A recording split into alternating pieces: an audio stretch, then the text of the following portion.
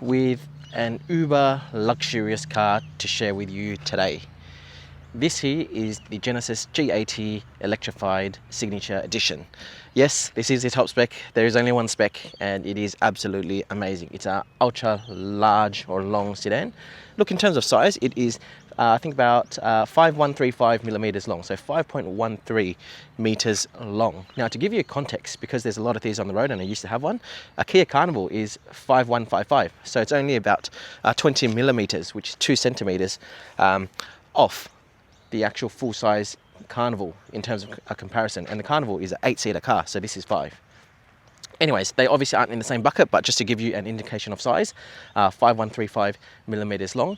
In terms of target market, look, realistically, because it is an ultra luxurious sedan, it's pretty much the chauffeur type segment. So whatever type of services you need, private limousine, or you've got a family where you get chauffeured around and whatnot, that's probably your target market, with exception that this is the electrified version, so absolutely quiet. In terms of ICE equivalents and even EV equivalents, it's pretty much the BMW 5 Series, so the i5, the 5 Series, then other ICE equivalents, you've got like the Lexus LS Series and whatnot. There's probably more competitors out there, but that's just to give you an indication. And then some high level specs of this car. So as you know, I love performance cars. 272 kilowatts, it's an even split front and rear, 136 kilowatts for each motor.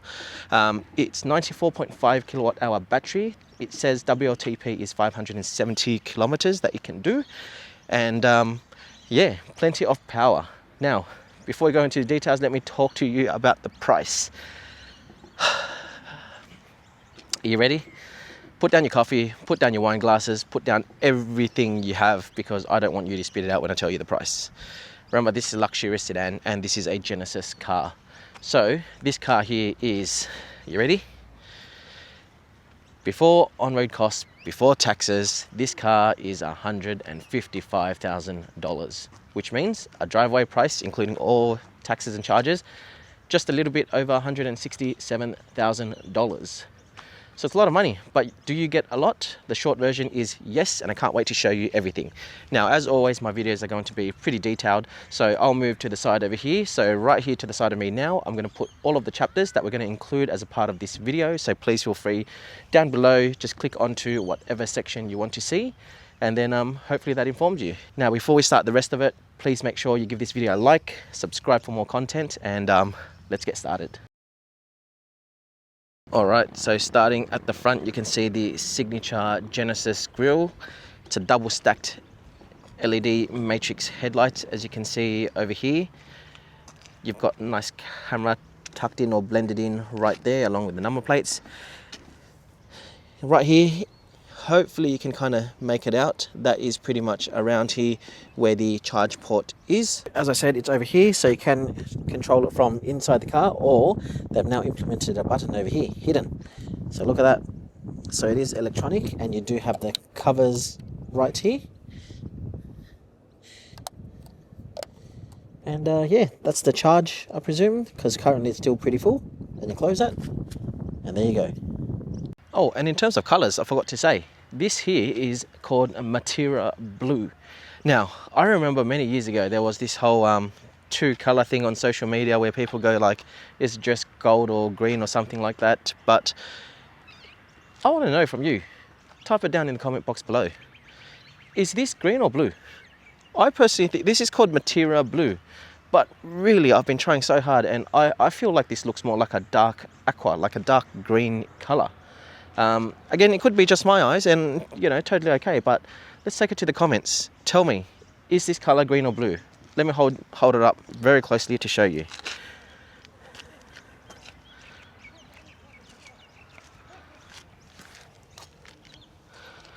Now, I'm not sure if it is coming through in terms of the color, but hopefully it does. And I'm just trying to go through different angles around the car so you could hopefully see. And I do acknowledge it might be a little hard.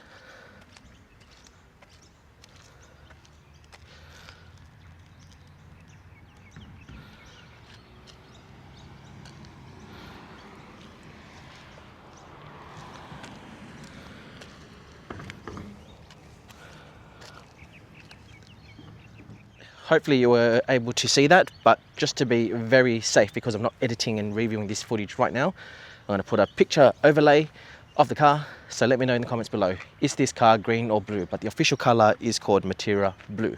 Anyways, on the topic of colors, so the reason why I wanted to say this was because there are so many choices for this car in terms of the color.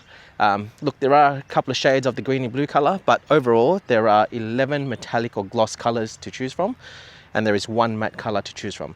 For the matte color, it is extra $2,000 plus your on-road costs, so just a little bit more than that in terms of the total driveway price. And then in terms of all of the metallic slash gloss colors, no added costs. They are all included, you take your pick. So that's that for the colors. All right, and jumping round to the side. So first of all, down over here, you can see that there are some really nice wheels, at least in my opinion. These are sort of like brushed aluminium look. They're 245/45 R19, so 19-inch wheels. Decent thickness. It's also Michelin Pilot Sport 4. Jumping to the back over here just quickly, so you had 245s at the front. This is 275/40 R19 at the back. So these ones are a little bit wider. So there you go, those are the wheels. Now swinging to the side, you can see you've also still got the signature double stacked lights over here. So these are the indicators. Coming further up over here, this is the side camera. Then you've got your blind spot monitoring over here. You can see it also says on the top left, or hopefully you can see it there, it says auto dim, and it's heated as well. Panning the camera out, you can see it looks sort of like it's tinted. There is definitely a privacy glass at the rear, and I've also got the blinds up, but more on that later. You can see massive doors, right, as I said. One thing I forgot to mention as well, this car has four-wheel steering. So this car actually turns the rear wheels to help you navigate around tighter spots and to get a much better turning circle. Jumping further around to the side or the back, you can see the rear is pretty much their signature tail lights as well, like the headlights, double stacked, parking sensors all around. Also forgot to mention there's a camera right there. Shark fin antenna at the top. Again, there's also a blind over here. I'm not too sure if I could show you from here, so I'm not too sure if you can see it through here, but I'll leave it in the video anyway. There is a section over here that basically expands up, but I'll show you that when we get to the interior. And then all the way around to this side. So there you have it. That is the 5.1 meter Genesis G80 EV. Now the sunlight's popping, so I might do a quick walk around again just to show you the color. So let's go.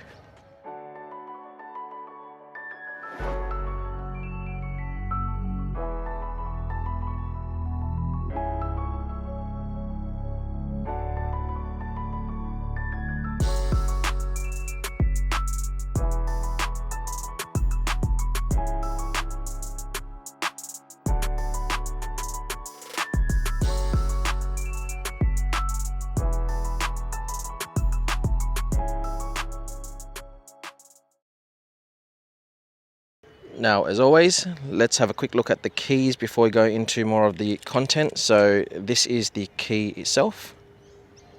So you've got a couple of buttons there. It's hold, go forward, go backwards. So again, you can move this car forward and backwards as you need with the remote. You've also got lock, unlock, and then hold that down for the boot. And then that is about it. So it is pretty much showing the signature Genesis grille on the front and the back. But that's basically it. And then this one here is the physical key for the car if and when you need. Now, time to show you the boot. So it's time to look at the boot. So first things first, you can open it through this section over here on the remote. Otherwise, I have set it to have a smart unlock. So if I just walk forward with the keys towards the boot, it should beep a couple of times and it should open if all things are working. So let's stand pretty close and see. There you go. You may have heard that beep a couple of times, and yeah, there you go. So there is no kick close or anything, and then you've got buttons up here to close and then to just lock it immediately as well.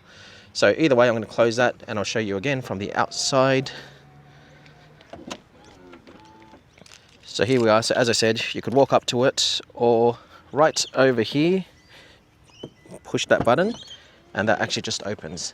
Now this has been set to open all the way up. You can of course customize that as you want. And here is the boot. So you can see, because it is so luxurious inside, which I'm still yet to show you, it does have limited spacing. So in terms of boot space, it is 334 litres off the top of my head. So I'll put it up on screen if I've got that incorrect, but it's about 334 litres. So you'll see that, yeah, you do have a push through over there, thankfully, but you are limited on spacing over here. And then pulling the camera back out over here, you've got a bit of storage here on the side, a bit of storage on this side, and then for the boot here, additional cables down there as well. So 334, and also on the side over here, this is your V2L port. So yes, you do have full access to that. So that's pretty much the boot. If you've got any questions, let me know in the comments below. Alright, let's have a look at the frunk. So there is no button on the remote anywhere. So down over here, pull that once, and then you'll see the bonnet pop. And then there is a button underneath right here that you just need to pull and lift up to show you the motor. So unfortunately there is no frunk storage per se. There isn't even a little section here at all. So that is the Genesis motor. So sorry to disappoint if you're expecting frunk storage. This car does not have it. But the lack of space here, take my word when I say it to you, you are definitely not going to have lack of space in the inside, especially the second row.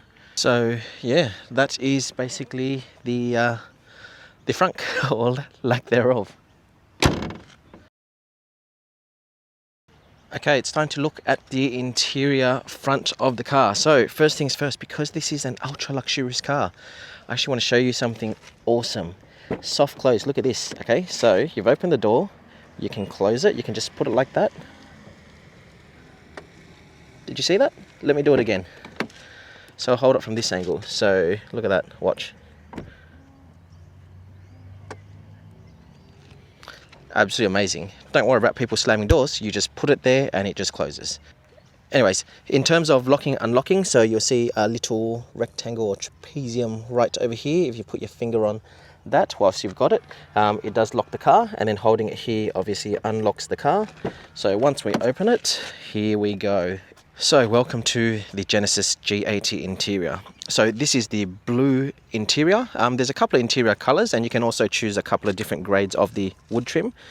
So first things first, on the side at the top I will put the colors for the interior, and then towards the bottom I'll put the different wood grain trims that you can select. But you can see in terms of doors, it is full framed. Then you've got some speakers over here, so it is Bang & Olufsen over here.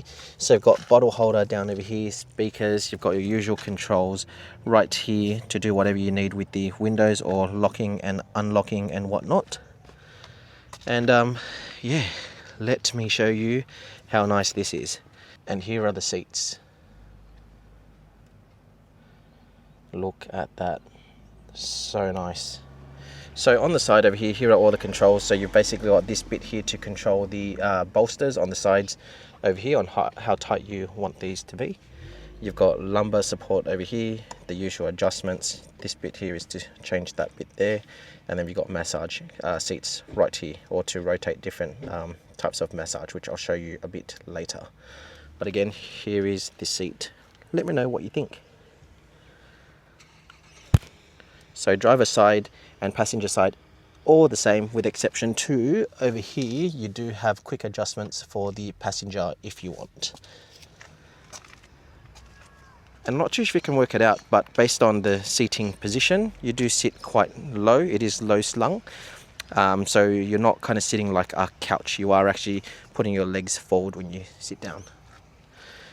But that's basically the seat and the front over here. So let's get in and I'll show you all around. All right, welcome to the interior of the G80 Electrified. So this is what I look like in the driver's seat. Honestly, these seats are so wide, so comfortable. You really, when you're driving this car, you feel like a boss. You feel like someone very important, even though this is a car that is supposed to be, I guess, more like a chauffeur service. Like the people in the back are supposed to be more important than the driver itself, in my opinion anyway. But you feel like a king when you're driving this car. The only thing that could make you feel even more like a king of the road is if this car was higher, but that's not the point of this car. Anyways, so let me show you the interior. So let me flip this camera around. So the side over here I have showed you already. Let's have a look down over here. So you've got your open charge port over here, some lighting configuration, traction control. You've got your park brake, opening the boot, and then further down was to open the frunk over there. Then further up over here, this is the steering wheel. So your usual controls for music, shortcuts, and voice assistant and everything over here on the right. This is, hopefully you can see a bit of red there. That is actually a sensor. So it's not actually buttons on these two. So to actually fast forward music and everything is actually a swipe across that little button over there. And then your usual cruise control settings all over here with lane keeping assist and whatnot. Yes, this car does have a heads-up display over here, which is great. It's not massive, but it does definitely do the job and is quite helpful. Okay, so let's have a look at the various dash options that you have over here. So this is basically your current trip. So you can actually just click on this here, I believe, and then you can swap menus over here. You'll see how it's kind of highlighted there. So you can scroll left and right and up and down. So if I scroll up and down first, so you see current trip, since last reset, and then after charging. And then if I go left and right, so let's move to the right, tire pressure, turn by turn directions, music, and then the weather. And then you just click down again on here to change that. Then you've got click on this side as well over here. So if I click on that, you can see that the display changes to your traditional type speedo. And then if I flick up and down over here, that's for cruise control, map, a really wide map that actually you see all across over here. And then you also see the camera or front camera over here as you're driving. So yeah, that's basically everything to do with the steering wheel. Then you've got a massive screen that spans across two sections over there. Panning around, you've got more controls over here. So you've got manual air vents as well. You've got your usual controls over here for your music and whatnot, or general controls. You've then got aircon controls over here, which we'll cover off later. Nice buttons over here, signature Genesis stuff. Then you've got cup holders, so 2 cup holders over here. You've also got a wireless phone charger over here. Look at that, I'll show you these ones in a moment. That's camera, different drive modes. Then panning over here, yes, you do have a glove box. And yeah, manuals and whatnot you can still put in there, which is pretty cool. So good to still have storage, I guess, these days. Let me turn the camera around over here. Then coming back over here, you do have some internal storage over here. Now, did you know that for this car, because it is so luxurious, this top padding over here actually heats up? So it does heat up based on temperature, I believe. I don't think there's a button, but how cool is that? So when you're driving like this and you've got your arm resting here like a boss and you're driving the car like that, during the cold, this actually warms up. So there's a button down over here, you push that, this whole thing opens up. And then you've got additional small storage over here. So you've got USB there, which I presume is for Apple CarPlay, Android Auto. That looks like it's charging only. And you can turn on the UV light over there to clean whatever it is you want to clean. So for example, your phone. Then you've got your 12-volt socket over there. Other than that, we'll come up to the top. So you've got big sun visor over here. Do you have LED lights? Yes, you do. 1 LED light over here. You do also have the same over here, 1 big LED light. We'll bring this around to the side. Does this pull out or not? 3, 2, 1. Yes, it does. So very good for times like right now to block out that bright sun. Very, very good. Further up, you've got the signature thing from Genesis, acoustic control. So you've got quite a few of these across the top, all around the car. And they are basically noise cancelling things. I don't know what the specific name of this is called, but it's noise cancelling. So it just measures sound from the outside. It does the opposite so that it pretty much cancels out all of the noise. Then further up over here, you've got sunglasses holder right there. You've got lighting controls and you've got Genesis connected services and also, of course, your SOS or hazard lights for any help that you need. This car does not have a sunroof whatsoever, but it does have a whole lot of insulation to keep everyone comfortable within the car. So the one thing I want to quickly show you or demonstrate is if you really are a chauffeur or you're driving someone, they do have to manually open the door, unfortunately. So there's no auto door, so you can see that over there. And then what you can do is there's a button over here, which is the button at the back that I showed you before. This one here. Watch what happens when I close it. So let me turn the camera around. So 3, 2, 1, I'm going to push that button. Hey, how's that? Pretty cool, huh? So yeah, that was this button over here. And you've obviously got the same one down on the left side as well. So whenever passengers open the door, you can close it over here and it is soft close. And then the other thing as well was this button over here. So that's the blind at the rear. So if I hold the camera back up here, watch when I push that.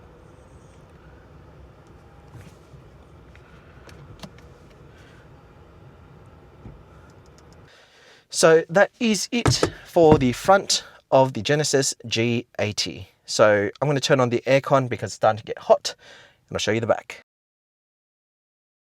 So as I said, this is where the car shines. So welcome to the back of the Genesis G80. So you can see blinds already up over here, absolutely massive door and easy entry inside. So just a quick look at the inside though. So there is a small transmission tunnel you can see down over here. Other than that, it is a world of luxury. So let me show you the top down through to the bottom. There you go. So let's get in and let me show you. So, you know, oh, just hit my head. You really do need to lower your head. Like I got down and just went whack. Anyways, that's besides the point.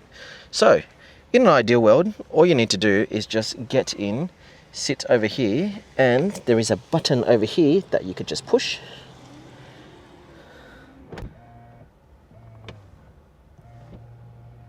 How's that? Or you can just push it again and it soft opens. You can push it out. And the other thing you can do as well is down over here, this button over here. Look at that. I'll push it 3, 2, 1.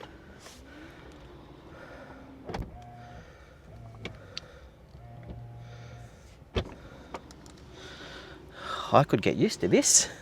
Imagine that, just getting in, pushing a button.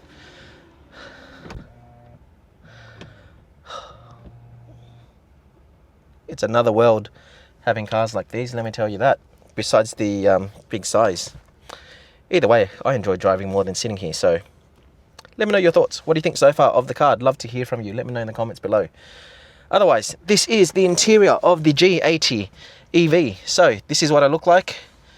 It's currently reclined back at the moment, but hopefully you can see how I am seated.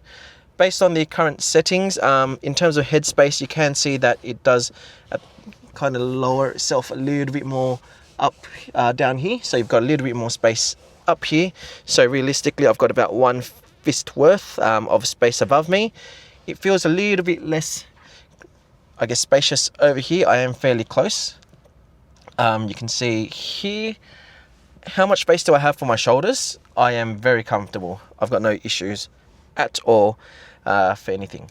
Now, I'll actually start by pushing this up just to actually show you that this car is actually a 5-seater car. So you can actually fit someone here if you need. So you can see that there is a seatbelt over here as well. How comfortable will they be? Well, if you look at that seat there compared to what this person gets, I don't think they're going to be too comfortable, to be honest. I think the person that sits here is going to get the short end of the straw. Either way, this is supposed to be a luxury car, so with luxury things, let's pull this back down. And this is what the entire thing looks like. So very, very nice. So down over here, you've basically got all the controls that you need. So you can turn on cooling seats, heated seats, massage seats. This button here is actually for the back over here, sun blind. So I'll push that button in a moment. So 3, 2, 1, I'll push it there. Look at that.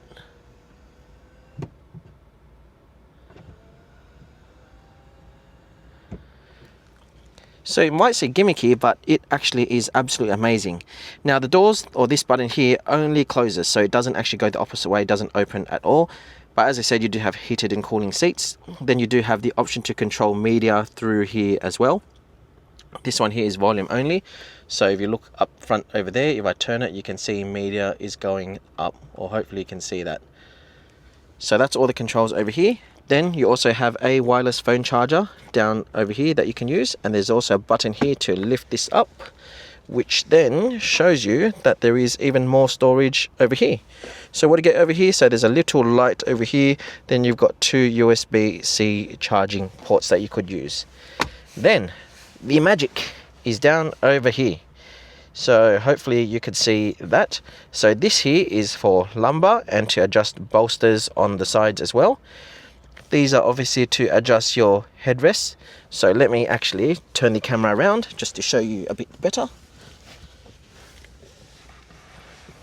So we're going to play with this top button over here. So this is these headrests.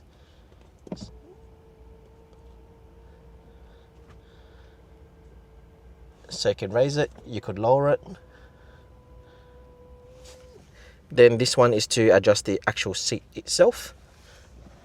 So that's to recline back and to recline forward. And then this one here is to move the entire seat. So I'll move my bag and I'll show you the seat on this side. So this is the button over here. So let's have a look at that.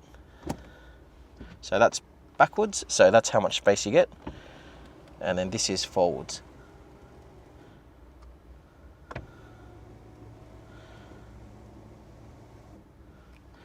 And then you've also got a recline bit as well. So look at that.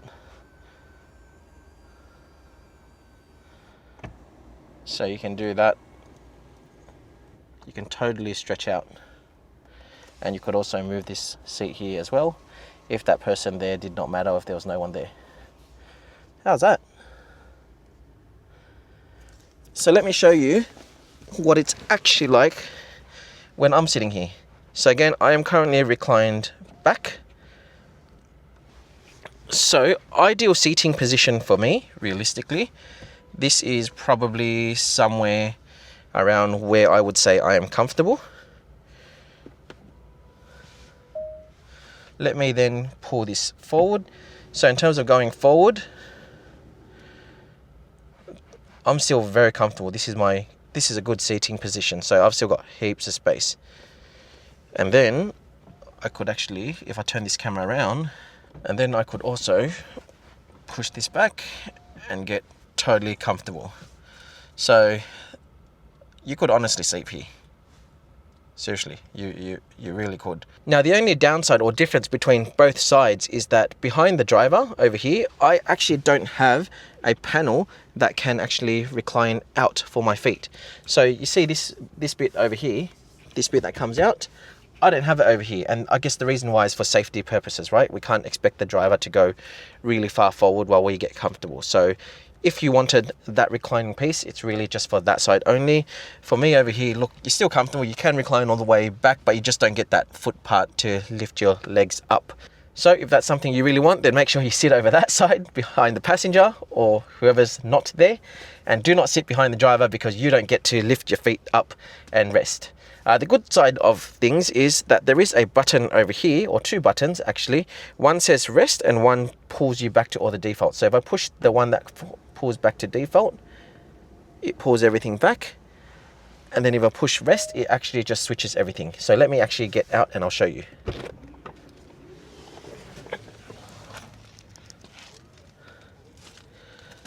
So these are the two buttons I'm referring to. So let's push rest.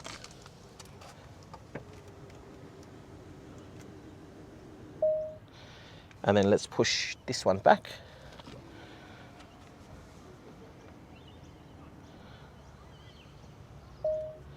And I'll show you the other side as well. Okay, so we're on the other side now, so let me push rest.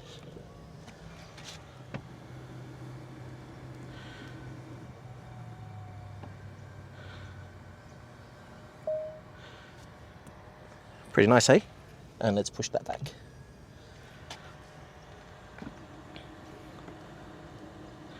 And you'll see that that seat moves back as well. So yeah, that is basically all the seats. Now I'll jump back in and let's talk through the rest of it. So as I showed you earlier, you've got speakers over here. You've also got seat settings that you can save over here. It is electronic door, so you've got your door closed over here along with windows. Cool thing about the windows actually is when you look down here, you've actually got two buttons. So two buttons, you can actually control both sides. So look at that, this side, and I can also control this side by putting this down. So there are inbuilt sunshades, as you just saw. So basically how it works is it's the windows first and the sunshades second. So there you go. Windows go almost all the way down. So if I pull the windows up, if I pull up again on the button over here, that's where the blinds come up.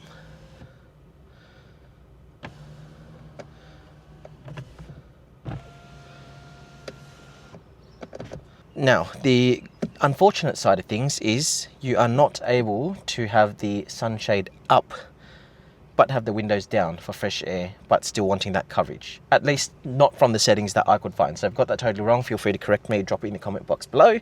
It's good to educate everyone as well if I've got the information wrong, but from what I can do in terms of combinations like double clicking, triple clicking and everything, all I could work out is the fact that it does the windows first and then it does the sun blind second.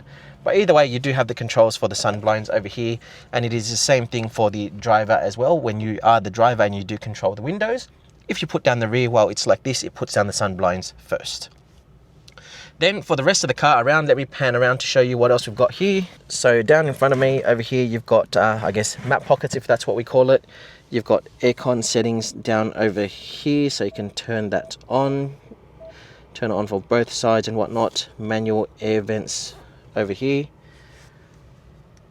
I'll pan around to show you the seat again. And then, as I said, a couple of acoustic things around for noise cancelling. You've got your lights over here that you can turn on, sort of like a light bar, and signature Genesis grille. It's pretty nice. And then, otherwise, on each side, here and over here, if I push that down, you've got a mirror. So there's no screen or anything. Unlike the old one, I mean, you couldn't watch anything on the screen anyway, but yeah, you've got mirrors for both.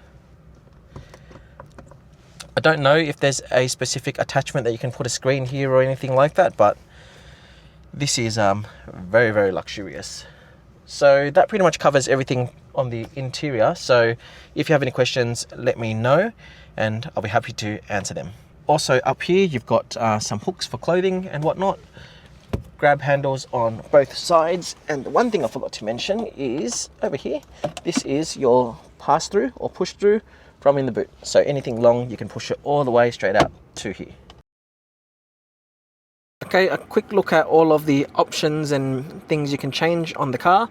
So vehicle, you've got driver assistance, you've got drive mode, active sound design, which is just electronic sounds or engine sounds, heads up display changes, cluster menus or different themes. You've got climate control, seat settings, lights, door convenience, and then we'll head back.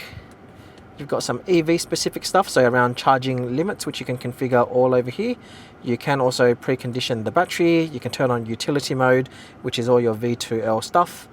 You can set EV recuperation, smart recuperation, which is talking about cruise control and how much you want it to regen.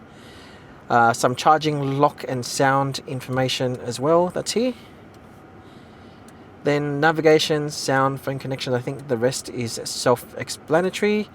You also do have your Genesis connected services that you can set up here as well. And yeah, that's basically everything you can do. So I guess nothing too special that's out of the ordinary. Your general settings over here. And then you do also have some additional functions over here, which is all touchscreen around where you want the aircon, set cooling, heating, all of that stuff for the front and also for the rear as well. So all very easy to maintain, but my favorite thing is actually just manual controls, so you can point them specifically where you want at any point in time. Okay, let's go for a drive. So in terms of drive modes, you've got Eco, Comfort, Sport, your personal one, Snow, and then if you hold it down, it goes to Chauffeur mode, which essentially is some special mode that doesn't have full one pedal driving, but it does reconfigure the suspension and everything so that it is absolutely smooth. So we're just going to drive in Comfort mode for the time being. And it says at the moment at 84% we can do 431 Ks. So in Sport mode it says 419 Ks. And then in Chauffeur mode, if I hold this down, drive mode, Chauffeur, yeah, 431. So for the time being, let's leave it in Comfort mode. Alright, so Comfort mode it is, currently on level 1 regen. Let's turn it all the way up to one pedal driving, into D, and let's get going.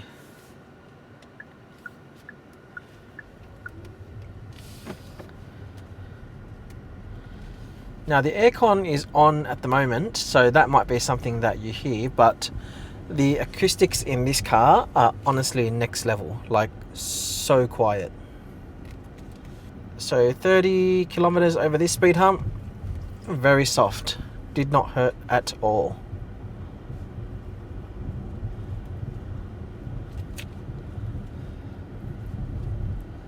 So steering is indeed very soft. There is absolutely a pedal delay when you step on it, but I can only imagine how smooth the ride is for the person sitting in the back. You can't really feel this car accelerate too much. If you step on it, obviously you would, but it is still, the way they've done it, it's just so smooth, so linear.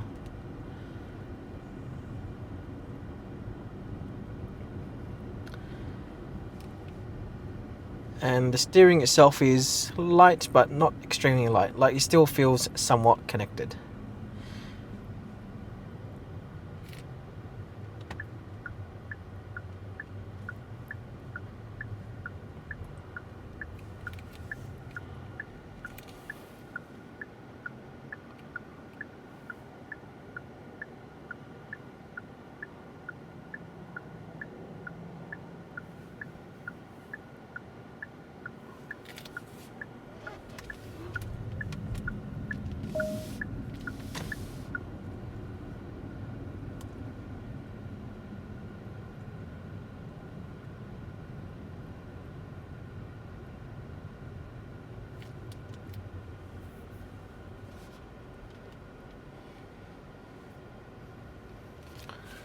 So how's it feel so far? So obviously I've been driving this through the weekend. This is just me recording the video now. So realistically, I think one thing to call out, or so you can understand, I don't know if you can see it here, but it is a pretty low roofline. In terms of visibility, I think this is almost the highest setting. This is almost the highest setting for me in terms of seat position. The steering wheel is already elevated to its highest position, so it can't go any lower than what it is already. Side mirrors are okay in terms of visibility, there's no issues there. I can't really see over the front bonnet for sure. It is a little difficult to do that because of the seating position, and this is a low roof, so that's something to call out in terms of visibility. Rear visibility is actually pretty good. I can see through. I can see the top two headrests do get in the way a little bit, but it's still pretty good. I do like the fact that you've got the sun blind though, so you can cover it if it gets really, really bright outside. No blinds obviously here for you all. And then in terms of comfort, well, that's another thing, right? So you've got, where do I start? Okay, let's start with the seats. These are really comfortable.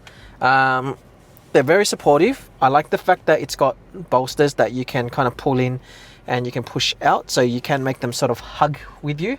You can attach those to drive modes as well, so when you push it into drive mode, sports mode as an example, it kind of tightens up for you. I like the fact that it's got lumbar and everything, so it is extremely supportive.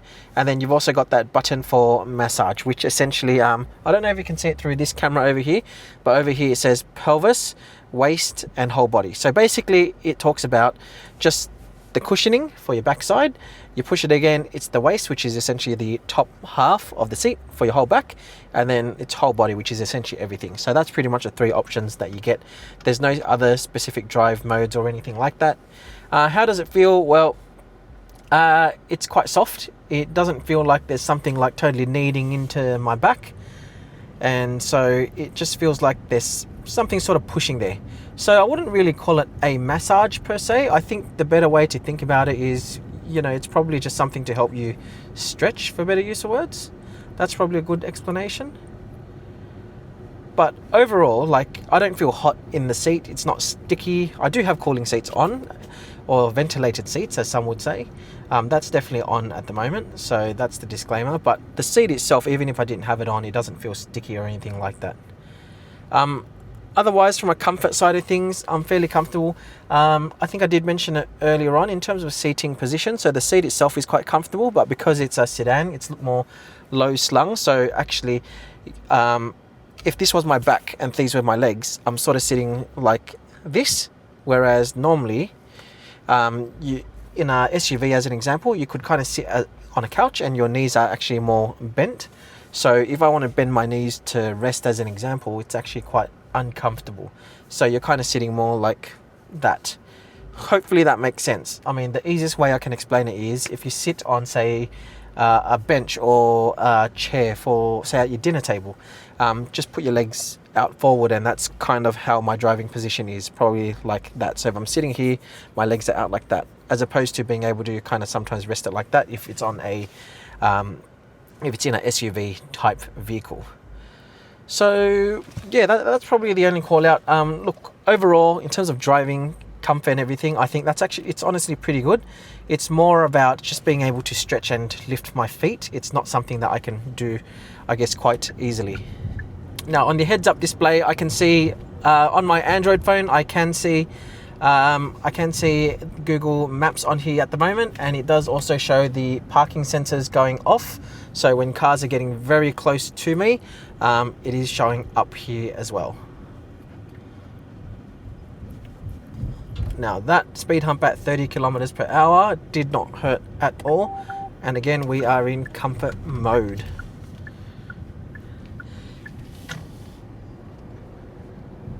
So it is absolutely smooth, very linear. You do have to push on the pedal a little bit more to kind of get the car moving, but it does hold the speed very, very well at the speed limit.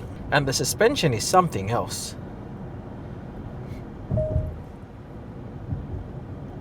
If I had to give an explanation on how comfortable this is in terms of suspension, like for the road, my Model X has air suspension, and this is way more comfortable than the Model X.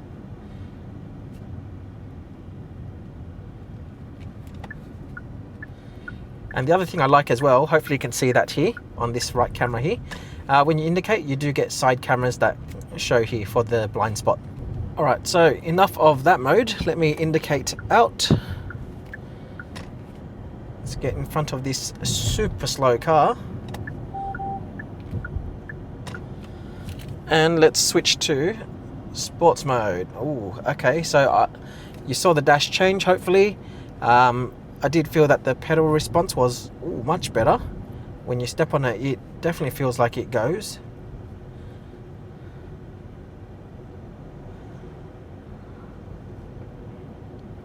So it's a lot more sensitive, of course. It's still easy to maintain speed, but you can feel like the car always wants to go.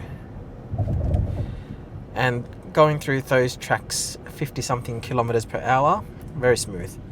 And here's some more bumps. Yeah, whatever they've done to tune this car, it's all-wheel drive, 272 kilowatts, 700 newton meters of torque. Like, it's something else, the way it kind of manages all of that. Like, if this was a chauffeur car, you would be so happy. Let's plant our foot for a little bit and see how we go. Is there a lag? Yep. So there definitely was a lag. Oh, relax, relax. Not even at the speed limit.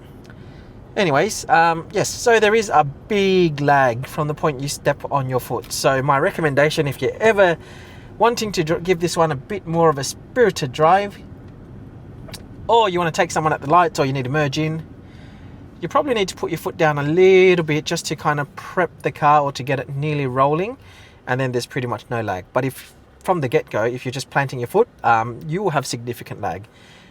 So significant that I could even say an ICE car would beat you. Okay, that's the truth.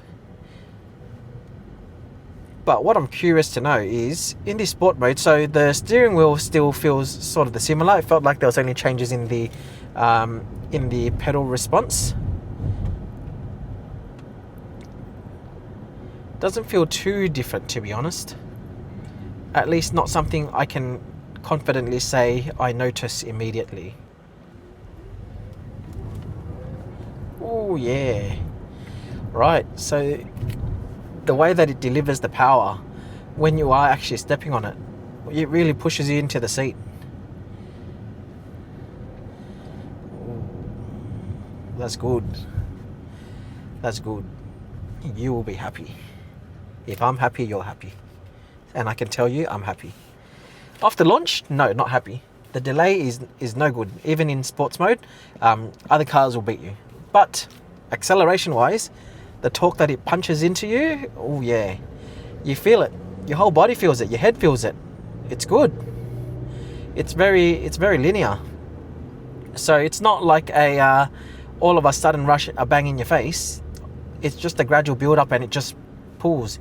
It feels like there is unlimited power and the car just keeps pulling. Obviously, being an EV, down low will be like that, and up top it's going to eventually drop off. But that's just what it feels like, at least getting to the speed limit. But yeah, as I said, so far, even in that small limited drive, and even, you know, reflecting on the week driving it, I didn't really notice too much in sports mode besides the fact that your accelerator pedal and the response and everything is a lot better. So steering wise, it kind of felt the same, if not maybe some minor changes, but for the most part, I honestly couldn't feel the difference. Okay, so that's my thoughts. Then you've got this special mode called chauffeur mode. So when you go into chauffeur mode, the car supposedly behaves differently. Now, I don't remember the specifics for all the differences in this chauffeur mode, but I'll see if I can get some additional information, and I'll put it to the side of me or in front over here on screen to show you and give you an explanation on what chauffeur mode does. The only thing I know, and I'm confident that it does, is the fact that it manages the acceleration and the suspension a lot better. And steering wise, it still feels the same as well. Now, I did mention before that I thought chauffeur mode turns off one pedal driving. So it's on level 1 at the moment. And yeah, that's basically the main thing that I've kind of noticed as an immediate change. So it does say level 1 regen, and I can't actually move it to level 2, 3, or even on iPedal, which is the one pedal driving. So it does actually just cruise like an ICE car. And I guess the reason why is because it wants to manage and make sure that you've got a really smooth ride. So instead of having it potentially being jerky, where you kind of let go of the accelerator and it just forces you to stop like that, so you could make it very abrupt. If I let go of the brakes now, the car still is going to cruise and nothing's going to happen. It's just going to slow down and slow down and slow down really slow. So it's actually quite smooth. But you know, comparing from like comfort and sport suspension, I still can't confidently say I feel the difference. And maybe it's just because Genesis have done such a great job in managing all of this, but I genuinely can't tell the difference. I'll just go quiet for a moment. Like normally you could hear tire noise and everything. It's so loud. even in the EV. Like, this is a bumpy road, but listen to how quiet this is.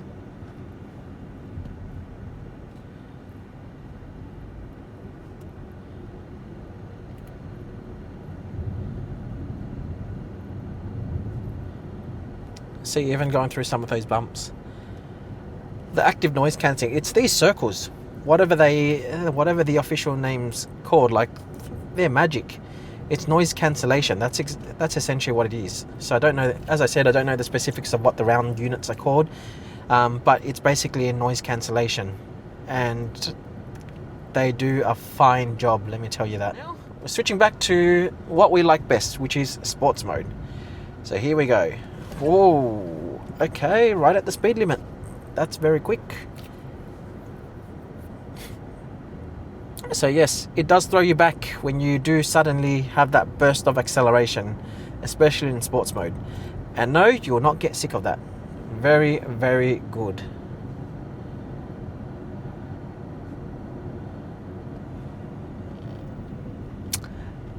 Well, what do we have here?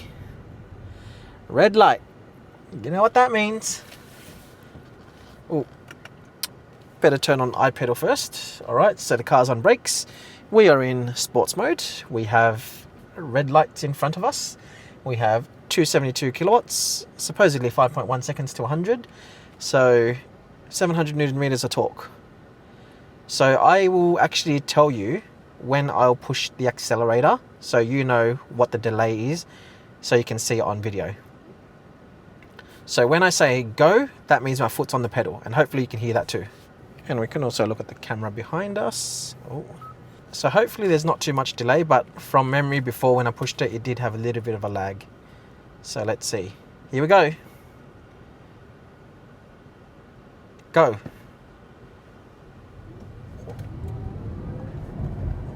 Alright, we're at the speed limit.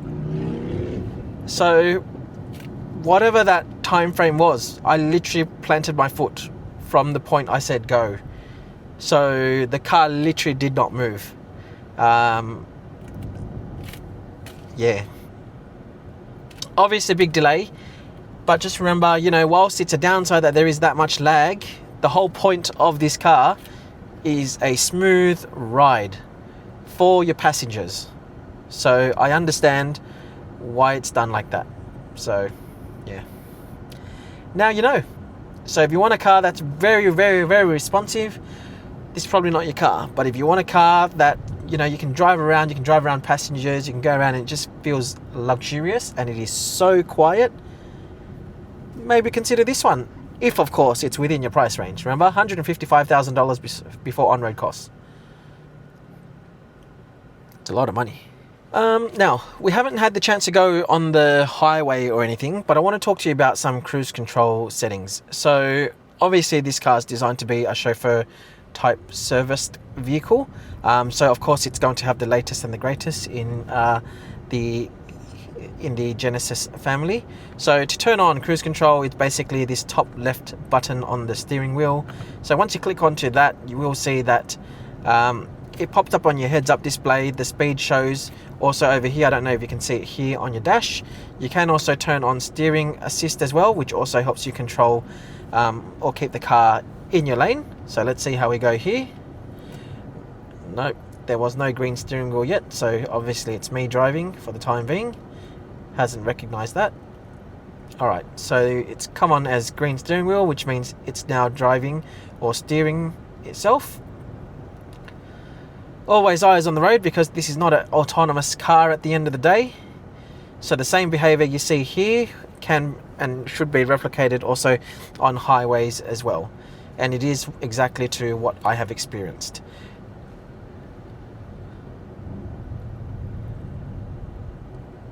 Alright, so it just flashed white for a moment, which means no longer lane keeping or steering.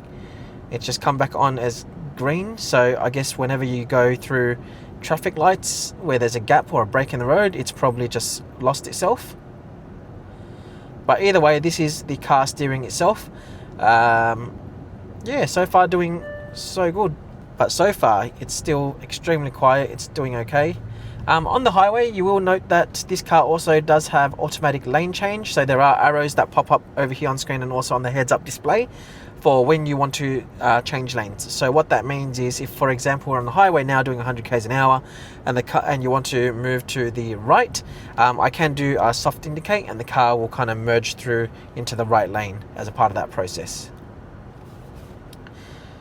So here we are coming up to traffic. Let's see how well it stops. So it's slowing down very slowly. 54, 52, 51, 49, 47, 45. And I didn't even check what car gap distance we are on. So let me check that in a moment. So I'm guessing we lose, yep, so the car's lost steering control here. Now it's gained it back.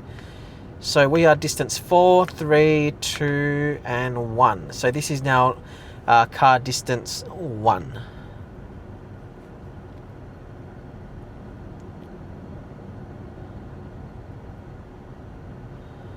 So yeah, overall it seems to be doing okay. It does manage the gap fairly well. It is of course more on the comfortable side. There's no other way of explaining it. It does do it very, very well. And with the speed limit, so it's gone up. So if I flick it up once, it goes up by 1 kilometer. If I hold it down, it just goes up by 10 kilometers. So it's not bad. It manages it pretty well. Look, when it's working, it does turn and steer and everything pretty well, but it's as soon as you go through the gap for the traffic lights, the car loses it. It's just totally confused. Alright, so I think it's time to talk about a couple of things I like and I don't like about the Genesis G80 Electrified. Starting of course with the first one, which is what we like about the car, and I think it's just around how refined the actual build is for the car. And so when I talk about refined, what do I actually mean? Well, I'm talking about things like the quiet noise, how well that works. I'm talking about the feel of, say, the materials that it's used. You know, it's soft where it needs to be. It feels really good. It looks good, and it's genuinely like comfortable. Which kind of leads on to the second thing, comfort. The seats are so well done. Like they're so supportive. You can push it out to underneath your knees so that it just feels like you're just sitting there.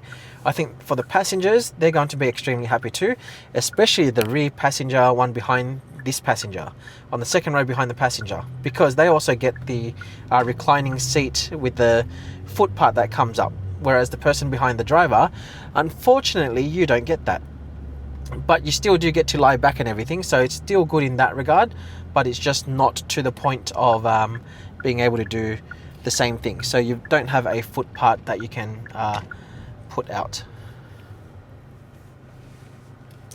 But yeah, from a comfort side, I think seat-wise, like, it's so good. And then leads on to the third thing as well, is the actual drive itself. So not only is it built well and it's comfortable, it drives so well. Park aside the pedal response for the drive, I get it, because it's designed like that so that you've got a smooth ride and it is a chauffeur type car at the end of the day. But in terms of the driving, like, it's so linear.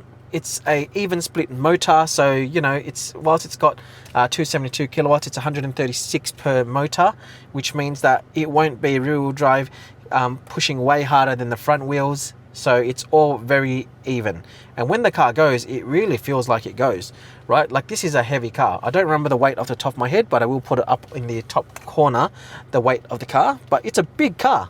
It really pulls where it needs.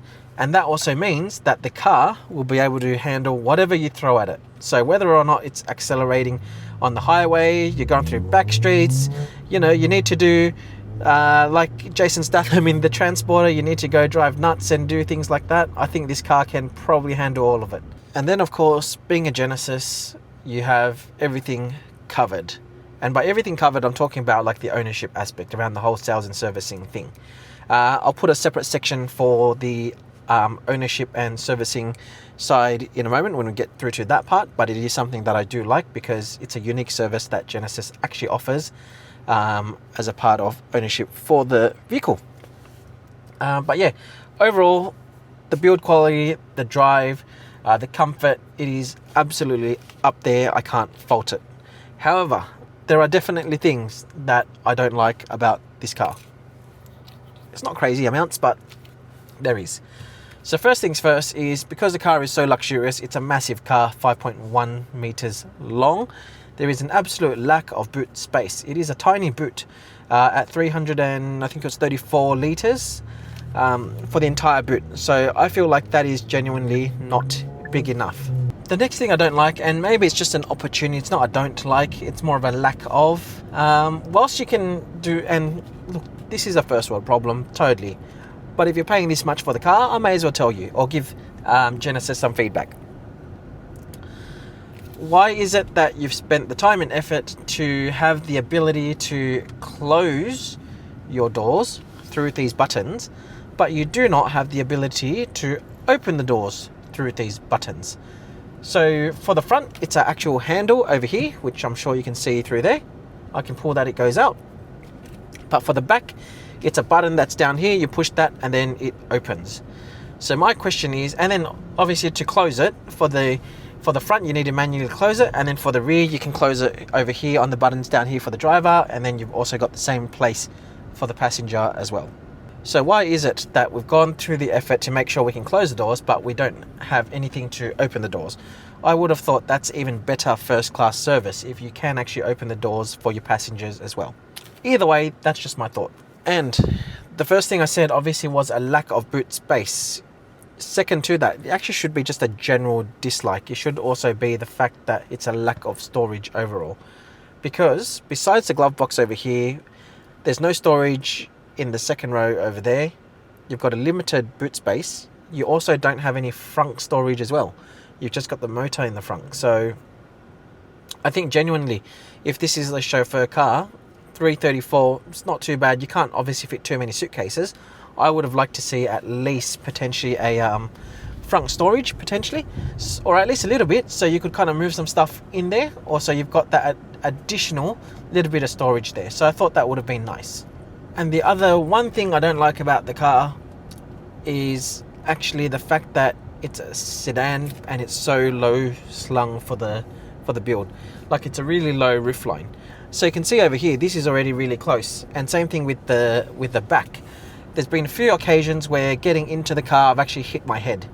So not too happy, but at the end of the day, that's the shape of the car and that's what it is. So not too happy, but I guess I can't complain because that is the shape of the car.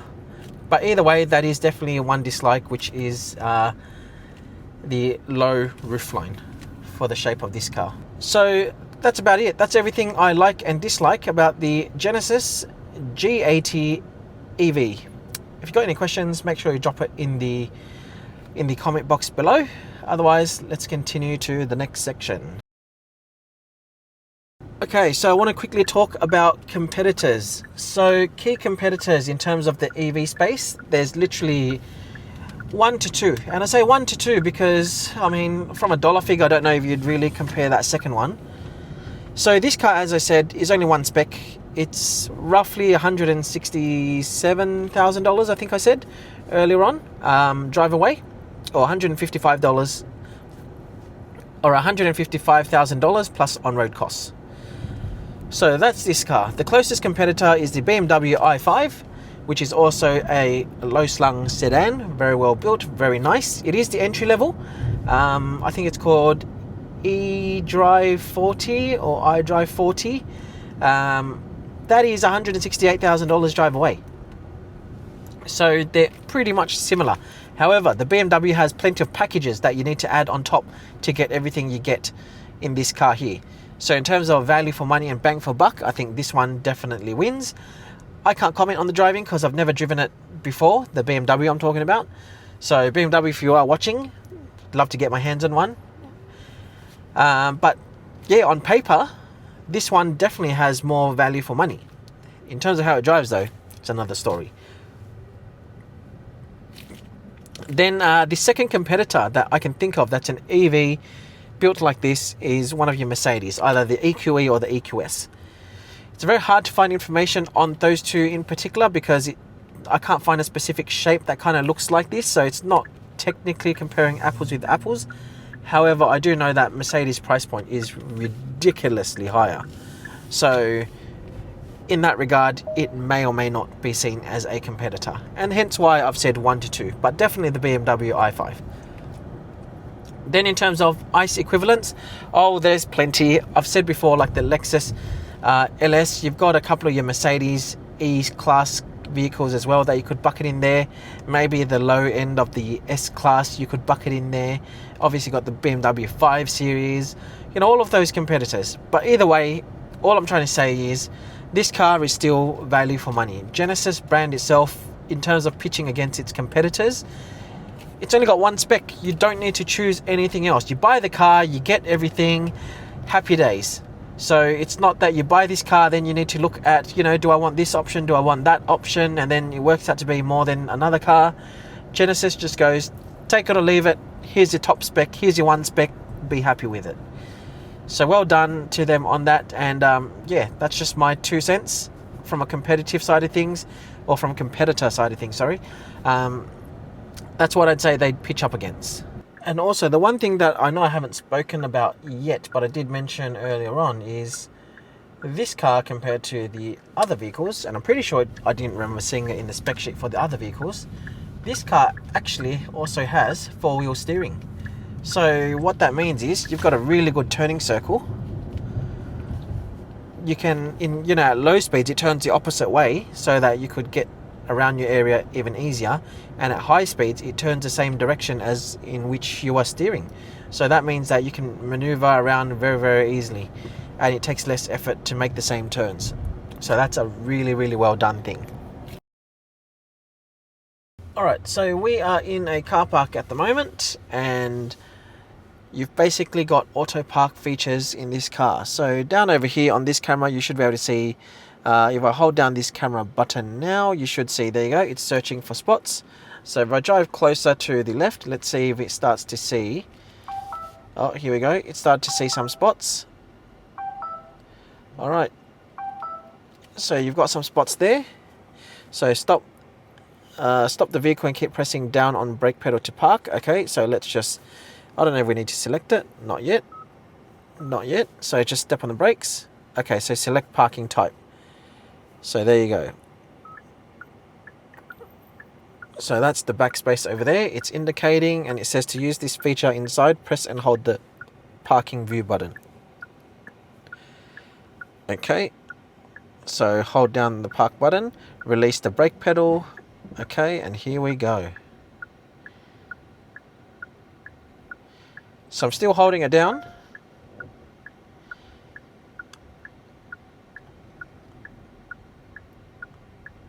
Let's see how accurate this is.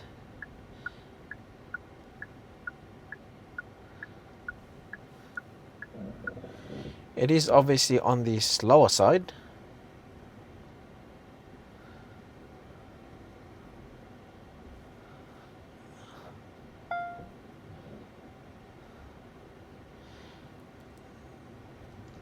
Not a fan of needing to hold down the button the entire time, but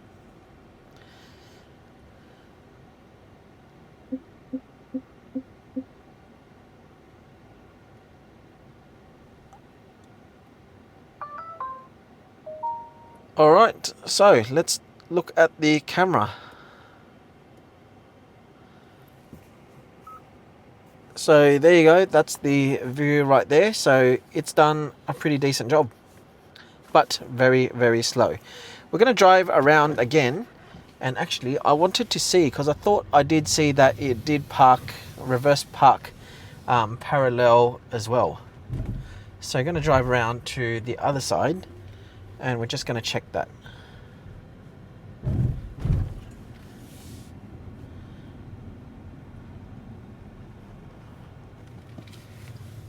So it's just up over here, so I'm going to hold down the camera to start.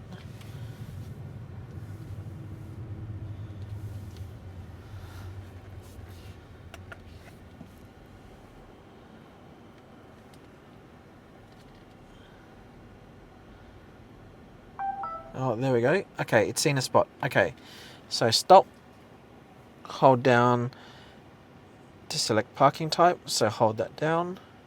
Nope, I did that wrong. So let me drive forward again.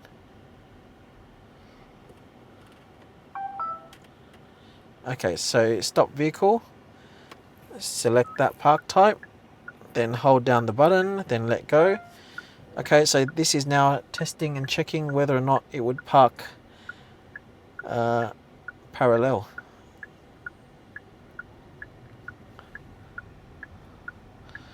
Alright, seems to be doing it so far.